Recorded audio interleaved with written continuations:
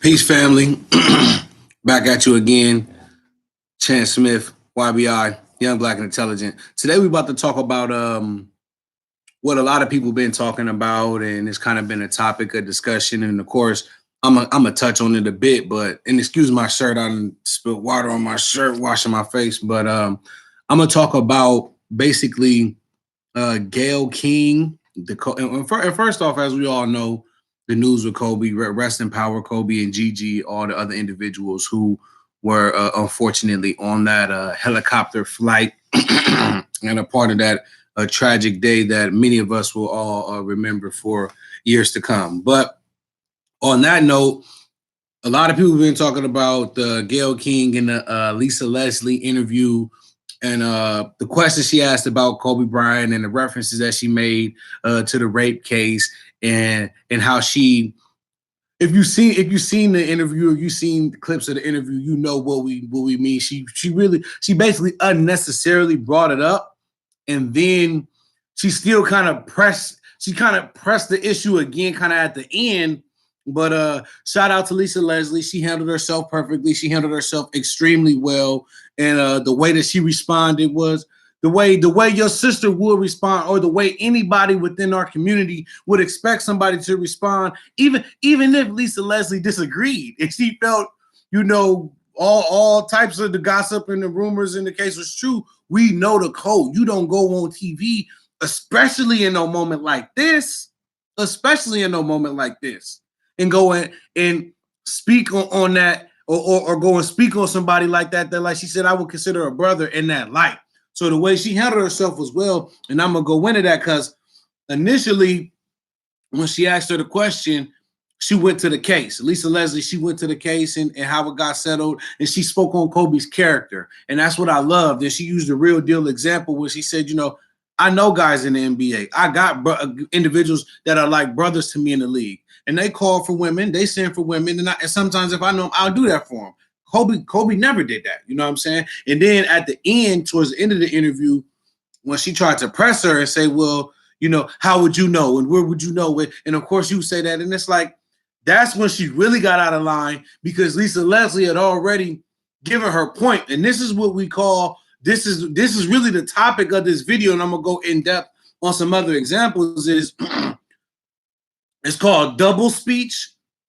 It's also known as what we call in our community and through a lot of what's the word I'm looking for? A lot of ebonics is cooning, okay? Especially when it's a black person doing it, because white people use double speech, and it's a media tactic where somebody can go, I could be on the media talking truth about the public school systems and the issues of the discrimination and so on and so forth, and they'll have specific lines that they'll use against me in response.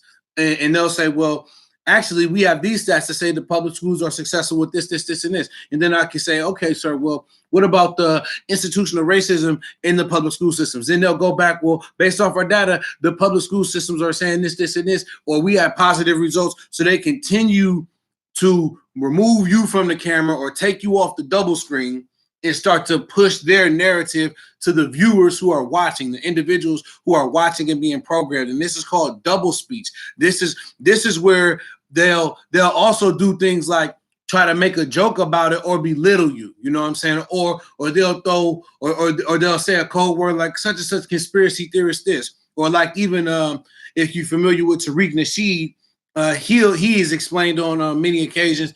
He'll go on a CNN or a major media outlet, and they'll say Black Lives Matter leader. And Tariq Nasheed is not associated with Black Lives Matters. So they do tricky things or sneaky things, and they do what we call double speech. But we specifically are referring to cooning. And what Gayle King was doing was she was cooning and or exemplifying the principle that we need to understand and understand a black face on white power.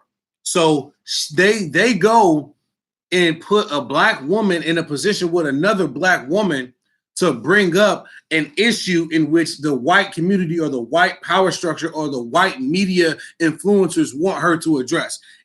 We know Any other black women would know. We are first off, we're still mourning and recovering and and getting through the tragedy of these individuals dying, Kobe, Gigi, and the other individuals on the helicopter. So we will have the discernment and the understanding to know not to even bring something of that nature up.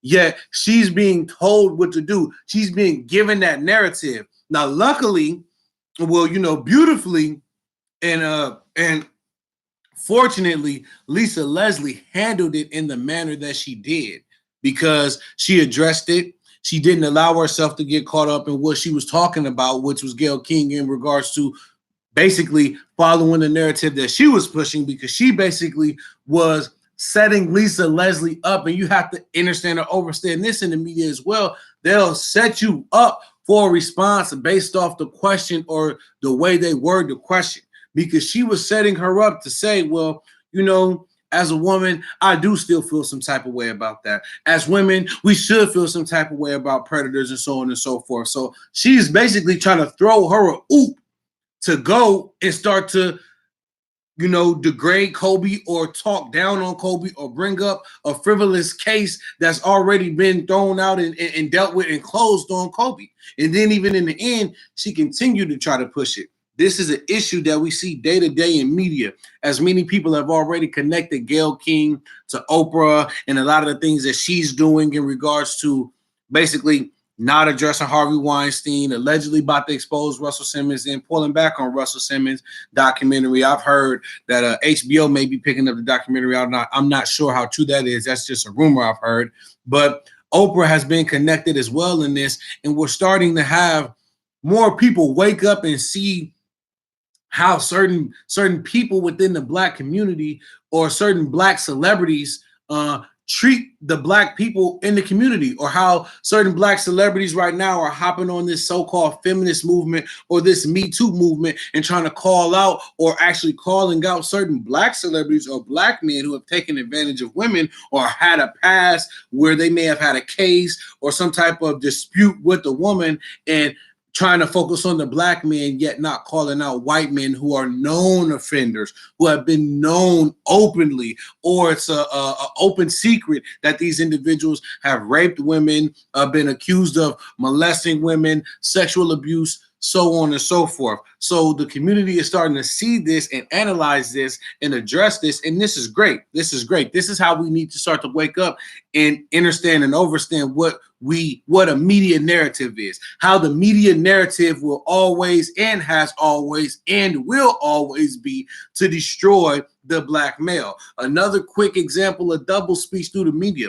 Rest in peace. It was just a couple years anniversary of Trayvon Martin and his passing, or his born day was just the other day. Notice how Trayvon Martin, when the media was displaying him, it was thug. It was he had a hoodie on. It was he potentially robbed a convenience store, so on and so forth. So that's what we were talking about. And then a situation in which a young man was murdered. Okay, his life was taken unnecessarily due to racist purposes, due to somebody having an issue with him due to the color of his skin, profiling him. Yet in the media, he'll be portrayed as a thug. He'll be portrayed as a thief. He'll be portrayed as aggressive. And if I were to be on the media arguing against those narratives, they would either cut me off the screen, take me off the double screen, cut me off totally, and continue to push their narrative of him being a thug or him being a criminal or his hood being on, so it was suspicious, or he was in the neighborhood suspiciously, or he was buying Swisher sweets and stuff. He was buying weed cigars and things of that nature.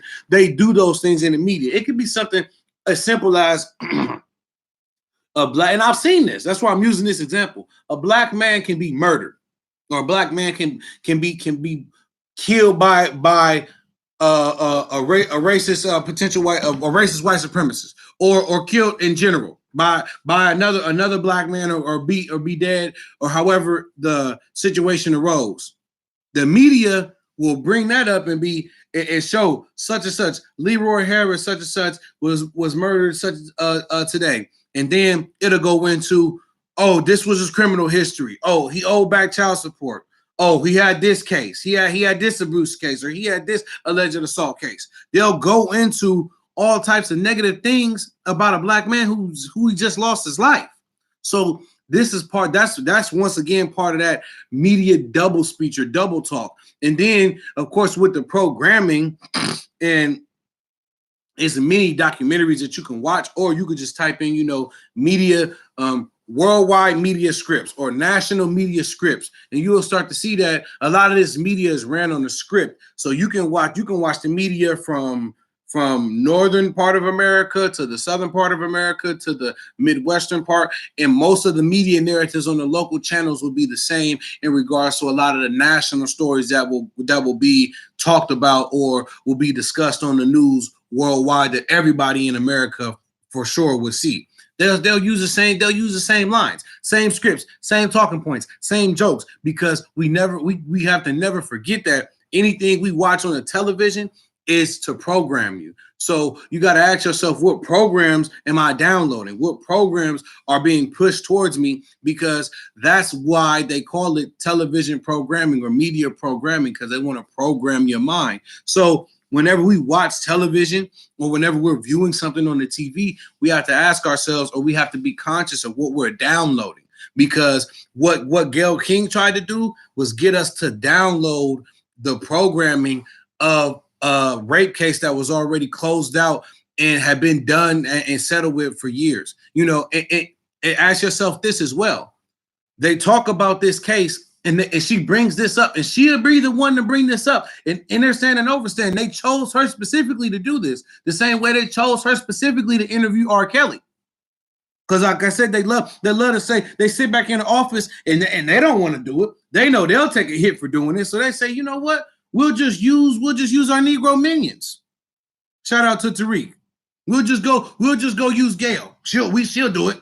She did great. And they'll present it to you like it's some big opportunity. Ooh, thanks, boss. You're going to give me an opportunity to go try to basically bring up something that doesn't need to be brought up in a time of mourning for one of the most legendary players, one of the most legendary figures in the black community. They go pitch it to you like they doing you a favor. And then she's so gullible, she accepts it. Okay? So what we saw during that interview was a black woman, and Lisa Leslie, that was on code, on the code that we go by, the code that we follow. And then you saw Gayle on a white code, in the code that they follow, because their whole mindset, their whole purpose, or their whole goal is to try to find ways to negatively portray the black male. They want to find a way to tie in something negative to you, even in the time of mourning. And understand and overstand, Gayle Sayers and ain't nobody else about to ask Kobe about that case in person. They had all this time to ask Kobe about that case. They ain't gonna ask Kobe about that case because we all know what Kobe gonna do. Come on, man. So you don't ask no. We know this, and even Cedric the Entertainer on the Kings of Comedy made a joke of it when he was like, if it be a black president, folks be asking all types of questions and talking about all types of stuff. We know how we move. You don't go and ask us no questions like that. You don't go ask no man no stuff like that, especially Kobe Bryant. So for her to bring that up just shows the audacity that they have, and how we really have to start looking at individuals as such, like enemies, because we see you're willing to go against us at some of our lowest times or at some of our most weakest times. People are still dealing with the death of Kobe, and you're going to bring this up? That woman considered Kobe like a brother to her? The stuff that they did for the city of LA, and you're going to bring that up? That's totally disrespectful. That's totally out of line. So we have to start to look at the media and deprogram the program. Let me go into a few other examples of just some media coons that we know of, especially on the sports analyst or on the sports analysis side, because you have your Stephen A. Smiths and your Jason Whitlocks and your and even Ray Lewis to get on there and coon a lot. And I'll go into another topic where you see another thing that they'll do is they'll bring up a topic like Gayle did unnecessarily. They'll bring up a situation like that in your past unnecessarily. But then when it's time to speak out against some racism, when it's time to speak out against something that a European has done wrong or that a white person has done out of pocket, they all hold back. It's like the vigor and the effort and the tenacity goes away.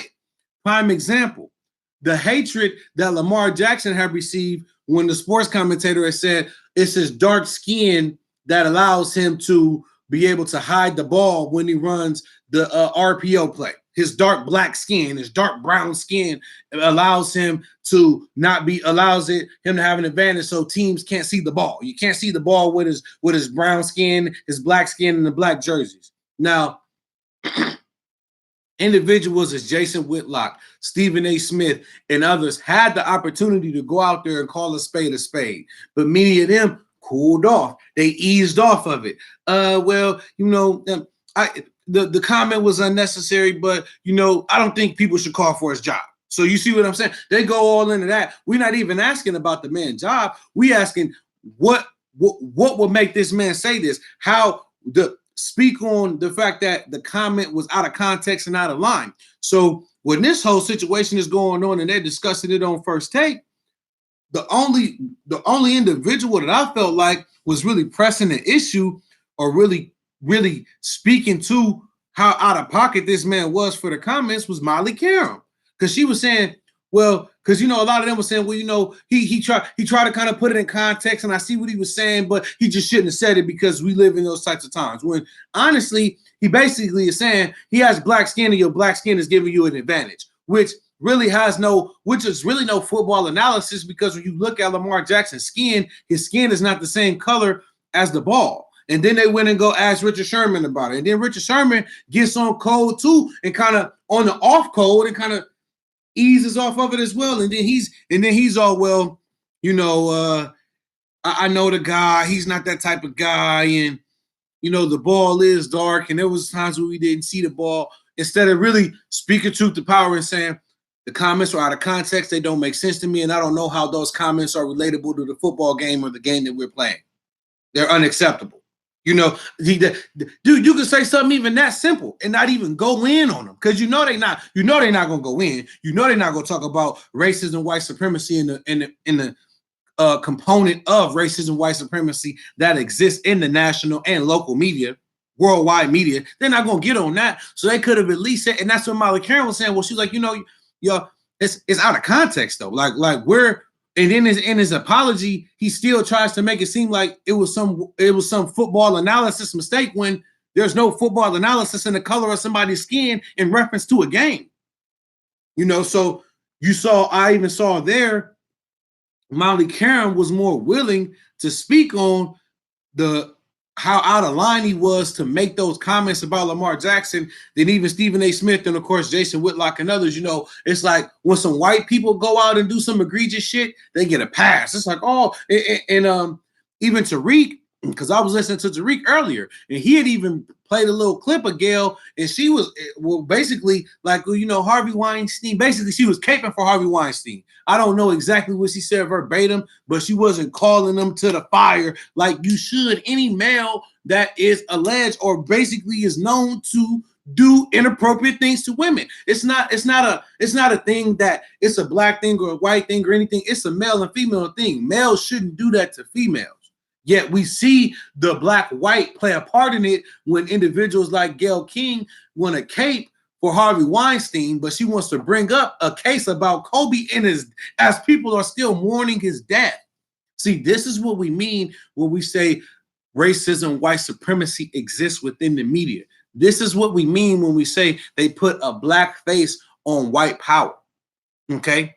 Those are the things that we're talking about. Those are the things that we're speaking of, where the media controls the narrative, the media creates the narrative, and then individuals run and download the program and they run with it. Okay, so these are things that we have to be cognizant of and aware of, because if not, we may start to think that that's appropriate. We may start to exhibit these behaviors, which we know we cannot, and it's not an example that we want to lead for our children and the youth. So, much respect to Lisa Leslie for how she handled that situation. That was beautiful how she handled that. And she shot all of that down because she really tried to take the interview and the conversation to a place that it had no real reason to go.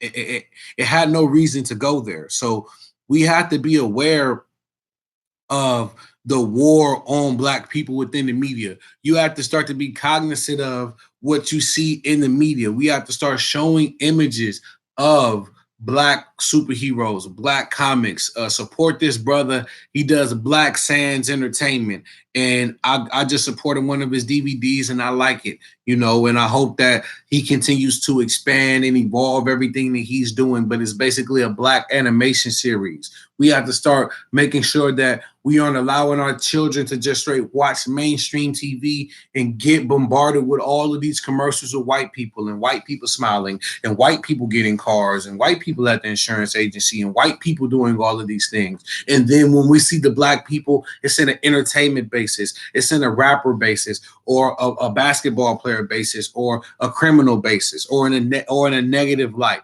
Totally. Okay. Or as we know, we have these gossip shows and these entertainment shows where all they do is show us in a negative light. So as adults, if you are going to consume that information or you're going to consume that type of material, please make sure that the kids are not. Please make sure that the kids are not. And that means it's a 14 to 15 to 16-year-old, because hip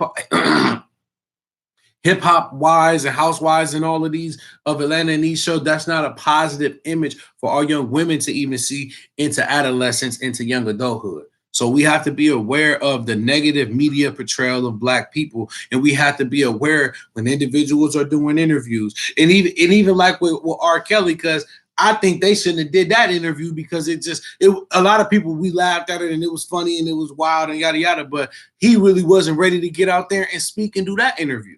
And she went in and she goes and does that instead of saying, you know what, he a little unstable. It's kind of a tough time. I don't know if we should do this right now. So we have to, our women are supposed to be able to protect us. Our women are supposed to be able to have the discernment to know when and when not to do things, what's appropriate, what's not appropriate. So I'm glad that the community is waking up more and seeing how individuals such as Gayle King are out of line and out of pocket. Oprah, and even, and like I said, there's many more, and I'm not going to go on for days because this was meant to be a short video.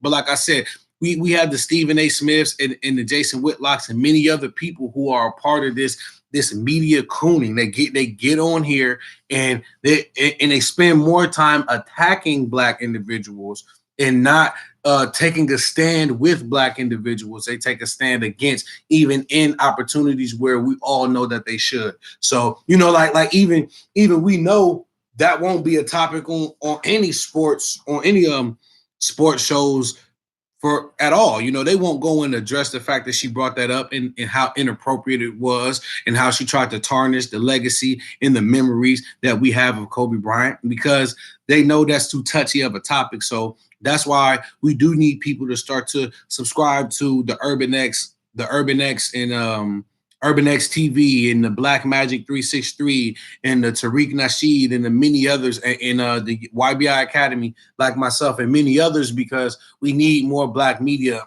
We need more content created by us with our opinions, with our true raw reaction or our true raw analysis of what is actually going on, because they won't do that in the media. They won't talk about that in the media. So we have to watch out for the double speech. We have to watch out for the coons, and we have to understand and overstand when you turn that TV on, you got to watch what you downloaded. You got to watch what programming that is being downloaded, not just for yourself, but the individuals around you, and especially the youth. So to sum it up, Gayle King was out of line. Rest in power to Kobe, Gigi, and all those individuals. And big shout out to Lisa Leslie, because she handled that perfectly. And we have to start calling out individuals who exhibit these types of behaviors. And we have to be stringent on starting to remove ourselves and separate ourselves from these people, because we see they're working against us. They're not here for us.